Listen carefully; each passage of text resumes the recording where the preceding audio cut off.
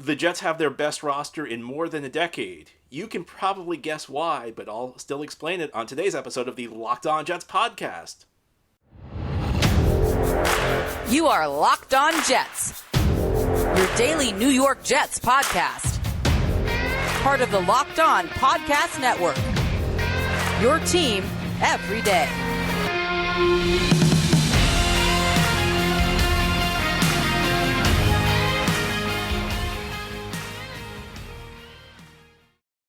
Welcome, this is the Locked On Jets podcast, part of the Locked On Podcast Network, your team every day.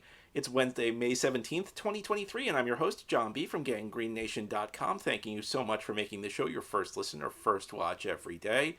You can subscribe to this podcast for free on YouTube or wherever you get your podcasts so that you'll get new episodes as soon as they're posted. If you're listening to the show, please give it a 5-star review wherever you are listening. Or if you're watching on YouTube, give this episode a big thumbs up. These things help the podcast out and help other Jets fans find us. Today we have our weekly mailbag show. Thanks to everybody who sent in questions. Each Wednesday we try and do a mailbag with listener questions. And our first question, how do you rate the overall strength of the roster? My personal assessment is that it's the best we've had since the Rex days, but I'm curious if I'm drinking the Kool-Aid a bit based on Rodgers and the fact the Jets have been so woeful over the last decade. It's really not much to say that this is the best roster since X Day. What do you think?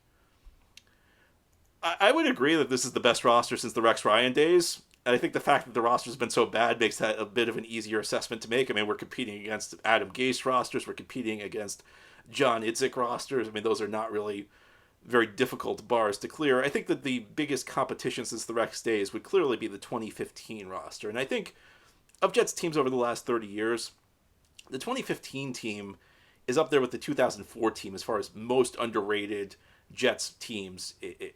I think that the 2015 team did not get the amount of respect it deserves, in part because they played such a terrible Week 17 game against Buffalo and they missed the playoffs. The playoffs were there for the taking. They were playing against a very mediocre Bills team, and they played a really lousy game. So I think that left everybody with a negative feeling about the 2015 team. But that was a very solid football team. I think I would take the 2023 Jets, though, at least on paper right now, over the 2015 team. Now, I think the 2015 team is probably stronger at more positions. I would take their defensive line over the 23 Jets. I mean, not that the 23 Jets defensive line is weak, but the 2015 Jets defensive line had Muhammad Wilkerson when he was playing his best football. It's very easy to forget how good Muhammad Wilkerson was early in his career because of how badly his career ended. They had Sheldon Richardson. They had a rookie Leonard Williams. They had Snacks Harrison. It was a tremendous defensive line. I think linebacker was also better with David Harris in the mix. It was a very solid linebacking core led by Harris. The offensive line was better. That was the end of DeBrickashaw Ferguson. There was the end of Nick Mangold. So you were getting quality play near the end of their careers. Receiver was deeper with Brandon Marshall and Eric Decker, and that was the greatest 1-2 punch I've ever seen the Jets have. I mean, that 1-2 punch was actually better than Keyshawn and Corbett. That's how good they were for that one season. And Marshall had maybe the most dominant season I've ever seen a Jets receiver have. And then at running back, he had Chris Ivory. So I may take the 23 Jets because you have Breece Hall and you have a couple of talented guys behind him. But Chris Ivory was a good back. I loved Chris Ivory. And Bilal Powell was behind him. That 15 Jets team was really solid. But even though I think they were stronger at more positions, I think that the 23 Jets are stronger at positions that make a bigger difference. In particular, quarterback and cornerback.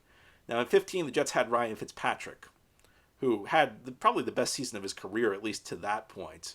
And he set a number of Jets franchise records, which, I don't know how impressive it is because Jets have struggled with their quarterback play a bit. And I expect Aaron Rodgers to break a lot of Jets franchise records this year, but Aaron Rodgers or Ryan Fitzpatrick, as good as Ryan Fitzpatrick was before Week 17 in Buffalo that year, Aaron Rodgers just takes you to a different level. So even though the offensive line's weaker this year, even though the receiving group's not as good because you don't have Marshall and Decker, you still do have Garrett Wilson, but I think you take Marshall and Decker over Wilson. Rodgers over Fitzpatrick is just such a big gap that it really makes a big difference for me. And then on the other side of the ball, the Jets' corners in 2015 were actually led by Darrelle Revis, who had re-signed. He came back to the Jets for a second stint, and it was not vintage Revis. He was no longer the best corner in the NFL, but people kind of forget he actually was a Pro Bowler in 2015. He still was probably a top 10 corner at that point of his career. He was still pretty good, but I don't think he was at Sauce Gardner's level right now. And on the other side, Antonio Cromartie was actually the Jets' number 2 corner that year. He had returned to the Jets. He was also on his second stint with the team. He had left to go to Arizona. He spent 1 season in Arizona, then he came back for 2015, and it was over for Cromartie. I mean, he was finished. So you got DJ Reed on the other side, and then in the slot you had Buster Skrine. I like Michael Carter II. And I think if you look at the way these teams line up, quarterback and cornerback are 2 of the top 4 most important positions on most football teams. And you could argue that they're the 2 most important spots. I don't think anybody would question that quarterback's the most important spot. And the gap between Ryan Fitzpatrick and Aaron Rodgers is so big that I think it actually makes up most of the difference in the talent level. Even if the 15 Jets had a more balanced roster, I think the difference between Rodgers and Fitzpatrick is so great that it moves the needle a lot for the 23 Jets. And then corner, while Revis was still pretty good, he wasn't vintage Revis. And I think Sauce is better. I don't think Sauce is better than 09 or 10 Revis. I think Sauce is better than 15 Revis. And then the rest of the corner group was just not that good. Buster Skrine actually had a good start to 15, but after the first month or so, his play kind of fell off, and he was never that good again for the Jets. So I do think it's the best roster since the Rex days. I don't think it's as good as the Rex days. And I think as big as the gap is between Mark Sanchez and Aaron Rodgers at quarterback, people forget that 2010 Jets team. I will maintain this forever. I think that team in 2010 was the most talented roster in the NFL. And it obviously did not last. But, I mean, that team, they had the best offensive line in the league. I mean, they were anchored by a young Nick Mangold, a young DeBrickashaw Ferguson. You had Damian Woody, who was playing at a high level, even though he got hurt in the playoffs. You had Brandon Moore, really good. I don't know if you remember Brandon Moore. Brandon Moore was a tremendous right guard. And Matt Slauson, who was okay at left tackle, but that was a great offensive line. On the defensive line, you had a lot of good players. You had Sean Ellis, who was still, it was his last season with the Jets, but he was still very good. You had Sione Puha, an excellent nose tackle, Mike DeVito. The good defensive line, linebacker core, David Harris and Bart Scott.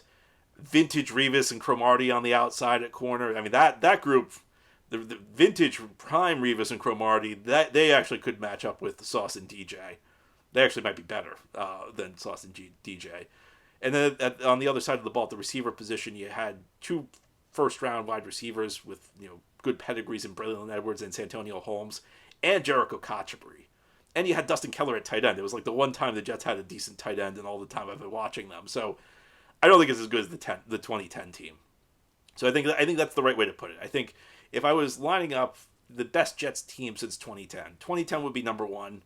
I think this roster, now we'll see how they play. You never know how they're going to play, but on paper, this roster is probably the second best roster since 2010, only behind that second Rex team that was, for my money, the most talented team in the NFL that year.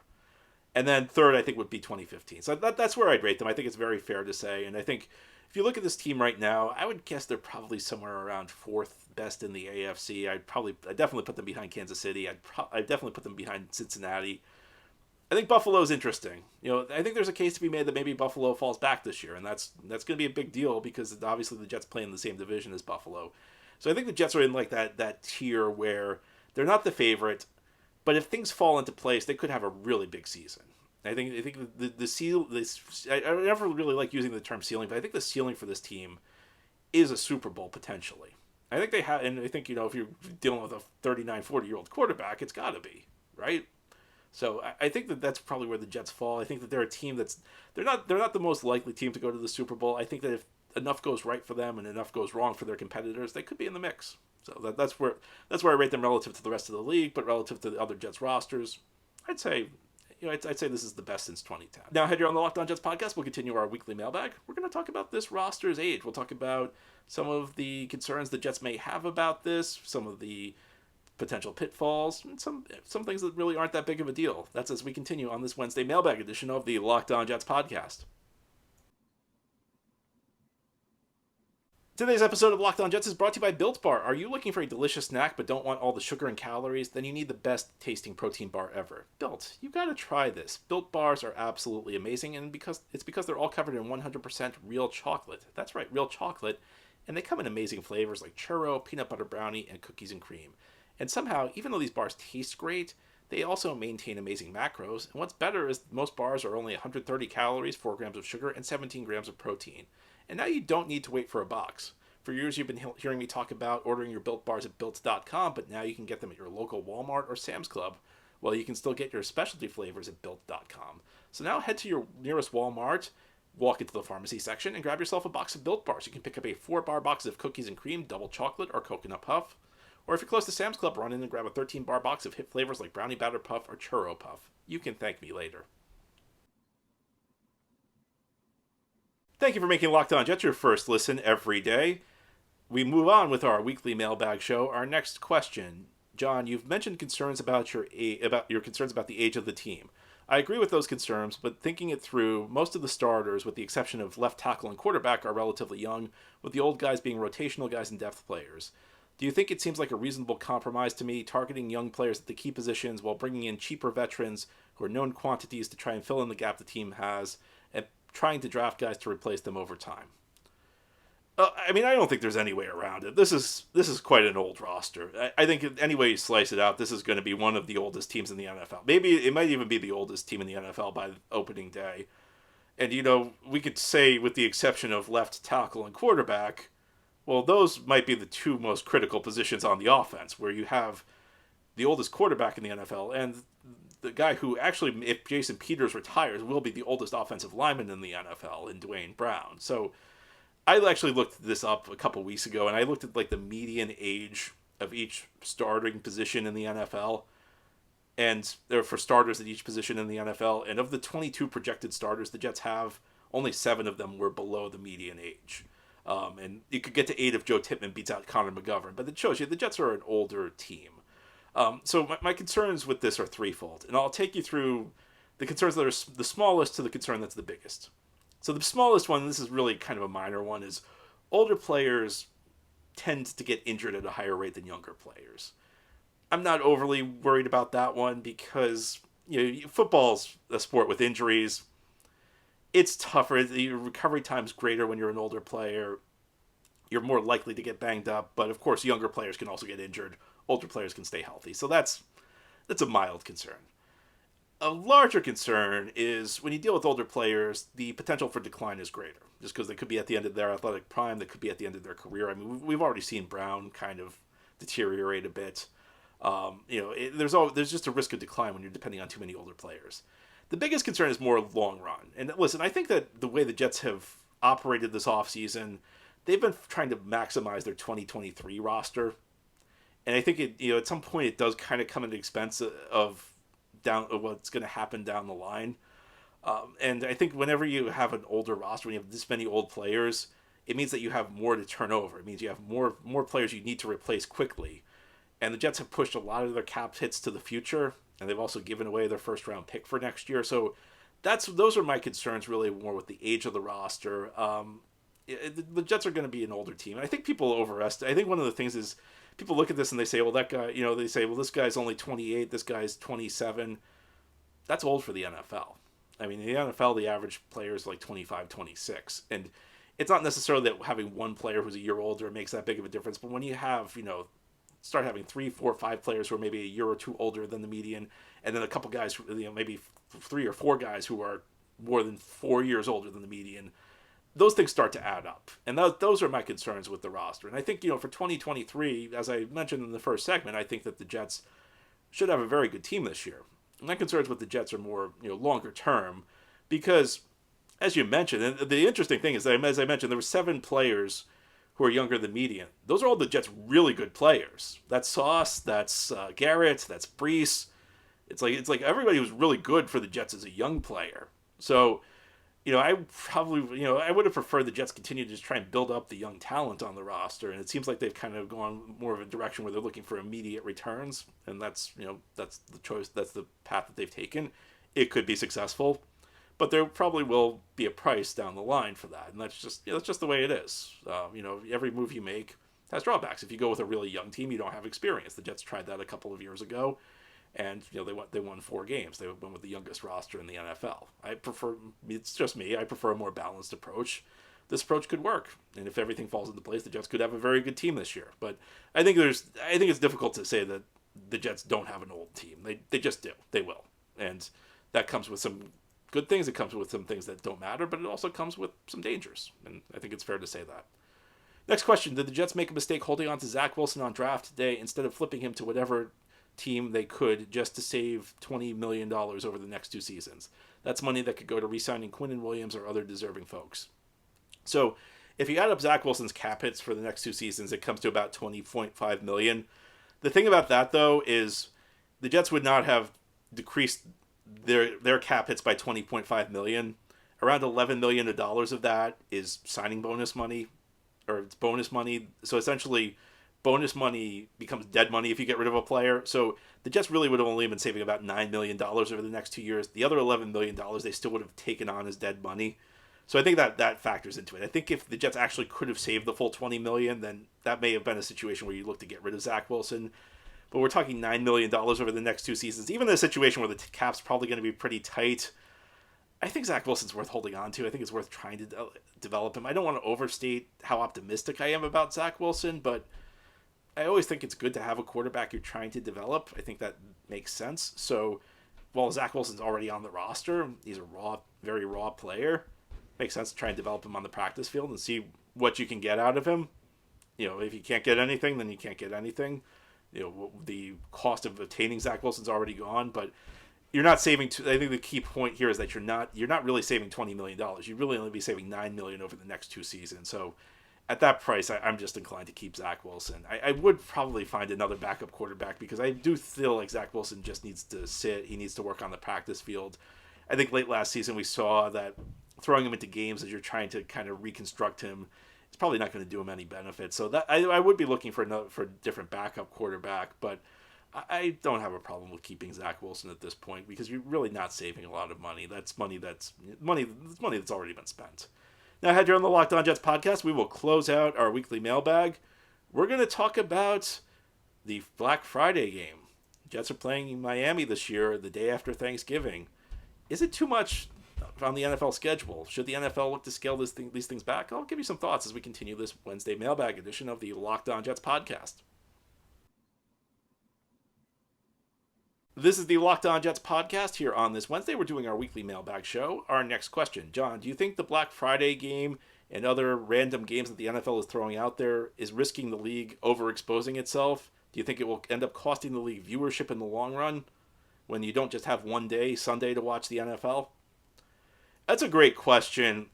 I think that the issue with the NFL right now, and I think you saw it a little bit last year, I think you've seen it in recent years with the addition of Thursday Night Football, there are only so many games to go around, and when you start adding extra time slots in, you really stretch the schedule thin, because ideally what you're looking for is you're looking for at least one good game in every time slot. You want a good game on Thursday night, you want a good game on Sunday afternoon at 1, you want a good game Sunday afternoon at 4:30, you want a good Sunday night game, you want a good Monday night game. At some point you run out of good games, and then you start adding games in on Friday, and then on Thanksgiving you have 2 other games on Thursday. I mean, there's just not enough games to have a compelling matchup at each of these time slots. I think it's interesting that they're playing on Friday afternoon, Black Friday. Apparently the Jets, if you've been following the news, are hoping to become the permanent host of the Black Friday game. As you may know, Detroit and Dallas are traditional Thanksgiving afternoon games. They host those games every year. The Jets are kind of trying to become the Black Friday host. I think that would be kind of cool. I like the idea of having a traditional game. But I don't think they're going to get it, because from the reports that came out, and it was on Adam Schefter's podcast, there was an NFL executive who spoke about it. The Jets there are other teams interested in hosting a Black Friday game. And when the NFL first created the Thanksgiving night game, this was in 2006. Prior to 2006, it was just Detroit and Dallas on Thanksgiving. And then in 2006, they created the Thanksgiving night game. A lot of teams wanted to host it, so the NFL just decided, to be fair, we got to move this thing around. I think in general, you run the risk of stretching yourself too thin. I don't think it's a big deal on Thanksgiving weekend when it's a special weekend where you want to play a lot of games. But I think that the NFL runs into trouble where they would run into trouble if they tried to create like a Friday night football package or a Tuesday night football package. I think we are pretty much maxed out unless the league expands, and the league may expand, and that's a whole nother story we can get into later. But I just don't. I think with the current state of the league, they are running a risk, and I think you've even seen this with Thursday Night Football. At some point, you just get stretched a little too thin, and you don't have enough matchups to fill every time slot. All right, and our last question. John, I'm torn between wanting the Jets to win a Super Bowl with Aaron Rodgers and being highly frustrated with Woody Johnson and Joe Douglas and the rebuild to nowhere, knowing we are losing our first-round pick and have to have huge cap hits later on. So part of me wants it to be a disaster, so Woody fires Joe Douglas and gets a new general manager. What should I do? Well, that one's an easy one. Root for the Jets to win a Super Bowl. Been 50 years. Listen, I think everybody would sign up. I'm not going to lie. I mean, yeah, the Jets are putting themselves in a tough spot a year or two down the line. But if they win the Super Bowl, it's going to be worth it. You're going to love it. There's no price you can pay that's bigger than winning a Super Bowl. So it'd be great. So don't even question this one. I don't even know how to answer it beyond saying you root for the Jets. This is going to be a fun season. We'll worry about the future in the future. I mean, what's done is done at this point. So worry about the future then. Enjoy the year. We got Aaron Rodgers. Anyway, that's all for today's episode. This has been the Locked On Jets podcast, part of the Locked On Podcast Network. Your team every day is our motto. As always, if you enjoyed the show, hit the subscribe button where you're watching or listening so that you'll never miss an episode. Please give the show a 5-star review if you're listening on a podcast source and enjoyed, or a big thumbs up for this episode if you're watching on YouTube. Have a great Wednesday, everybody. We'll be back tomorrow to talk more Jets.